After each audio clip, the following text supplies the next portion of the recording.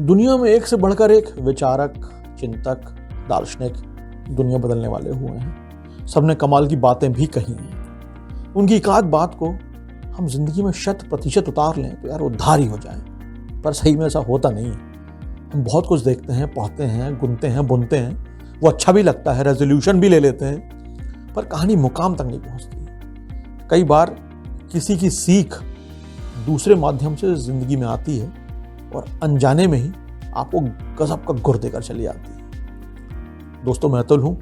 आज फिर से शनिवार है और शनिवार है यानी आपको कहानी सुनाने का वादा है। कल 30 जनवरी यानी शहीद दिवस है। शहीद दिवस यानी महात्मा गांधी की पुण्यतिथि है।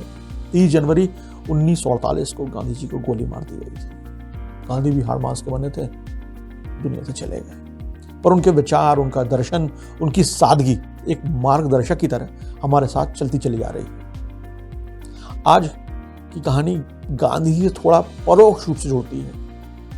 ये मेरे जबलपुर के मॉडल स्कूल यानी Pandit Lajja Shankar Jha higher secondary school की कहानी है। और 30 जनवरी को जो मॉडल स्कूल में होता था वो मैंने अब तक ना तो कहीं सुना है और ना ही देखा है। आज की कहानी का नाम है गांधी को जीता था मॉडल।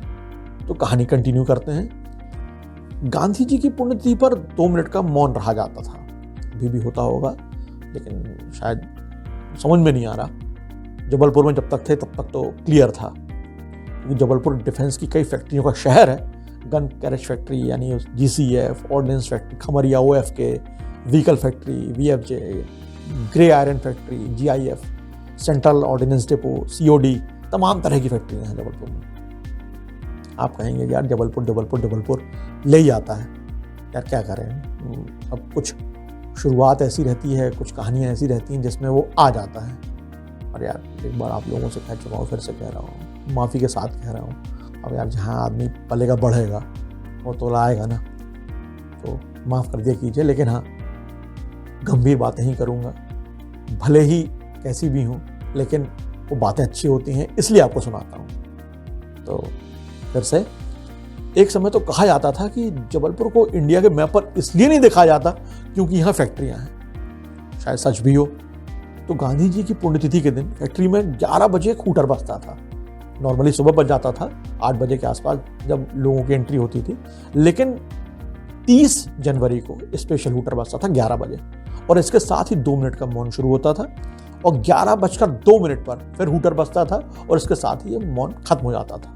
लेकिन मॉडल स्कूल में कमाल होता था। मॉडल में मैं 6 से 12 तक पढ़ा। मॉडल 6 से 12 तक का ही स्कूल है। अब तो उसे स्कूल ऑफ एक्सीलेंस भी बना दिया गया है, कोएड भी कर दिया है। हमारे समय में लड़कों का यानी बॉयज स्कूल ही हुआ करता था। मैं मॉडल में 86 से 93 तक पढ़ा और इसमें गांधी जी की पुण्यतिथि एक खास अंदाज में ही होती थी। हमारे स्कूल में सुबह 10:30 बजे प्रेयर होती थी और प्रेयर खत्म होने के साथ ही मौन शुरू हो जाता था। मौन व्रत, पूरा स्कूल मौन, टीचर मौन, स्टाफ मौन, सारे लड़के मौन में ही पढ़ाई हो रही है। ये मौन 1 या 2 घंटे नहीं बल्कि 4 घंटे चलता था। बाकायदा 5 पीरियड लगते थे और जो भी सर मैडम पढ़ाने आते थे वो ब्लैक बोर्ड पर कुछ पढ़ने का लिख देते थे या कुछ अपने आप पढ़ने को कहते थे मौन रहकर ही, इशारों में। कोई योग या ध्यान करवाते थे, मौन रहकर ही।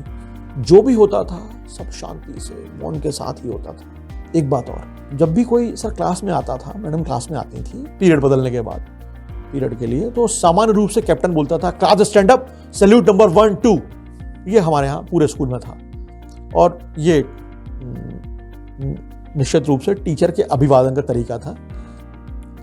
30 जनवरी को यानी कि गांधी जी की पुण्यतिथि के दिन जब मौन चल रहा है तो क्लास में सर मैडम के आने पर लड़के चुपचाप खड़े हो जाते थे और टीचर्स भी बैठने का इशारा अपने आप कर देते थे। ये एक मतलब अनरिटन लॉ जैसा था मामला।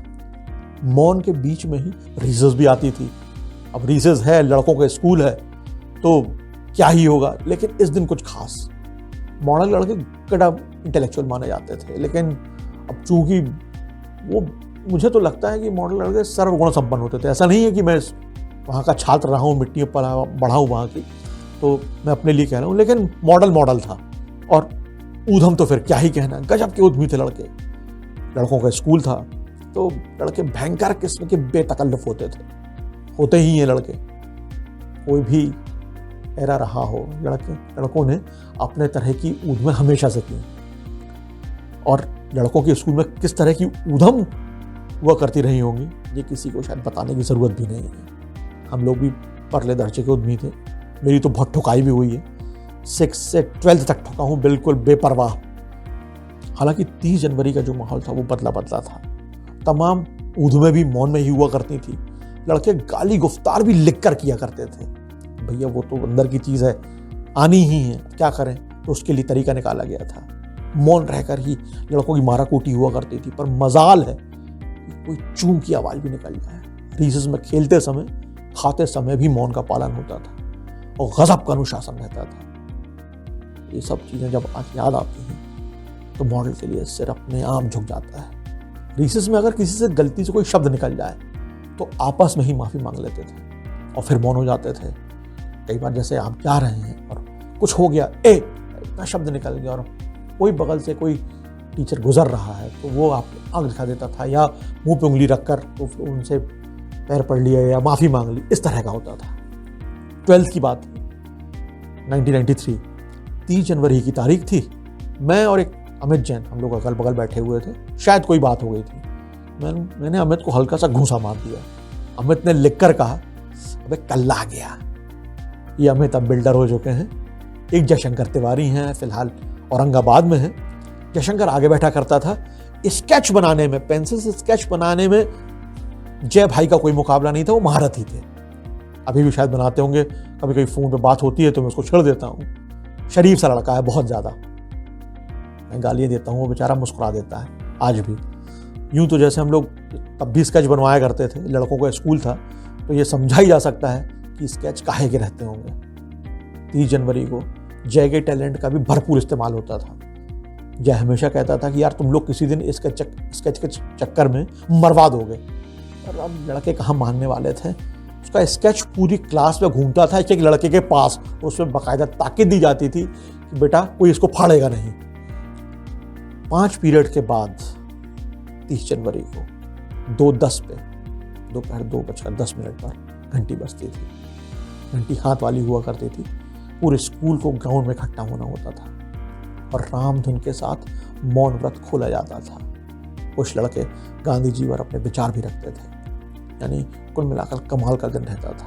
एक भैया हैं नीरज श्रीवास्तव, स्कूल में हमारे सीनियर रहे हैं। मैं उन्हें अपना फ्रेंड फिलोसफर गाइड कहता हूँ। भोपाल में ही हैं।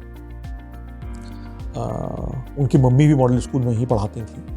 नीरज भैया भोपाल में डिप्टी कमिश्नर हैं। वो कहते थे कि यार मॉडल में हमें पढ़ाया नहीं जाता था, जीवन सिखाया गया। सोच के देखिए, ये बात अक्षरशः सच है। हम लोग आज जो भी हैं, जहां भी हैं, उसमें काफी कुछ योगदान मॉडल का ही। बस यही थी आज की कहानी। दोस्तों, मौन में बहुत ताकत होती है, बहुत ऊर्जा होती है।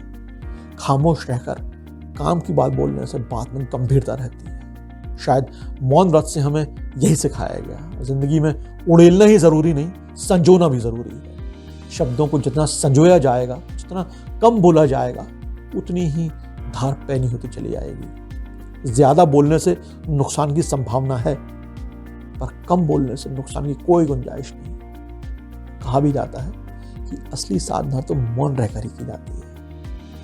ज्यादा ज्ञानवाणी हो गई हो तो माफी चाहता हूँ। अगले शनिवार शाम 6 बजे आनी के YouTube चैनल पर एक नई कहानी लेकर आऊँगा। तब तक स्वस्थ रहिए, खुश रहिए, अपनों के साथ रहिए और सुनते रहिए मुझे यानी अतुल को।